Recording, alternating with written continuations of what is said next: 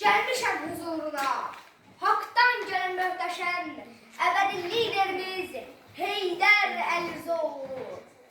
Sənin ruhun köməyin, hikmətinlə möhkəməm, addınla daşıyacam ömrü ölənə qədər. Bir dövlət qurmusan ki, haqqın adına layiq, bir atişmisən ki, tuşdan möhkəm təməli.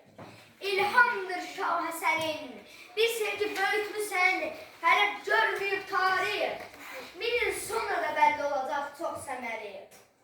Adınla and içməyə haqqın var, inadın var, müqəddəslər önündə and içmək də savabdır. Haqqını dananlara şeirlər imzalatdır. Sənin əmanətindir müstəqil Azərbaycan, qarşına bəş ayırəm, qəbul et bu sevgimi. Sevgim dəniz kimidir. Bugün vətən mülkünü qürəyən bu ehtişam. Bilirəm şad ruhunu bax elə də şad edir. Vətən nədir? Bugün prezidentin yürütdüyü siyasətdir. Daha doğrusu siyasi xəttir. Nədir vətən? Prezidentin addımında üzə çıxan surətdir. Bu surətin arxasında möhkəm duran millətdir. Vətən sözü dilimizin əzbəridir. Vətən ulu heylərimin əsəridir. İndi onun davamlı ilham yazır. İlham yazır o sərfiyə vətənimin ağ gününü. Vətənimin ağrısını, vətənimin düyününü.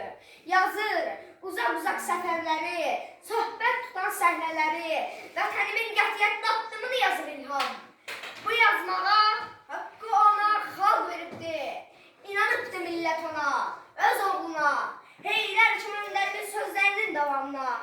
Əzizlərim, bir sözümü deyim gərək. Prezidentin ətrafında gərəkdir ki, birləşək. Mən başımı əysəm yana, sən başını əysən yana. Güllə dəyər Azərbaycan bayrağına. Niyə dəysin? O bayrağı biz ölümlə, qanqadayla uzatmışıq. Ona görə prezidentin ətrafında sıx birləşək. Onun hər sözünə, hər kəlməsinə gərək